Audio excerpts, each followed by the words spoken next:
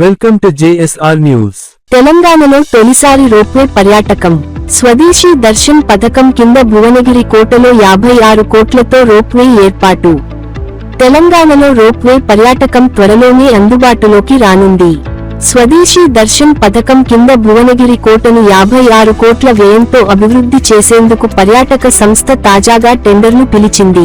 హైదరాబాద్, వరంగల్ జాతీయ రహదారి నుంచి కోట వరకు కిలోమీటరు దూరం రోప్వే ఏర్పాటు చేయనున్నారు. రాష్ట్రంలో ఇదే తొలి రోప్వే కానుంది. ఏకశిల రాతిగుట్టపై నిర్మించిన భువనగిరి కోటకు శతాబ్దాల చరిత్ర ఉంది. కోటపైకి రోప్వే ఏర్పాటుతో పాటు కోటపై ఉన్న నీటి కొలను, చారిత్రక కట్టడాల పునరుద్ధరణ, ప్రవేశ ద్వారం, రోడ్లు, పార్కింగ్ ఏర్పాట్లు చేస్తారు. భువనగిరి కోట ప్రాజెక్టులో భాగంగా రోప్వే కోసం 15.2 కోట్లు ఖర్చు చేయనుండగా 30 మీటర్ల వెడల్పుతో యాక్సెస్ రోడ్డు, పార్కింగ్ వంటి నిర్మాణాల కోసం 10.7 కోట్లు, ప్రవేశ ద్వారం, టూరిజం సదుపాయాలు, చారిత్రక కట్టడాల పునరుద్ధరణకు 10.3 కోట్లు, ఇతర ఏర్పాట్లకు 11 కోట్లు ఖర్చు చేస్తారు. మీకు తాజా real estate, tourism, market updates అందించే విశ్వసనీయ వేదిక JSR న్యూస్.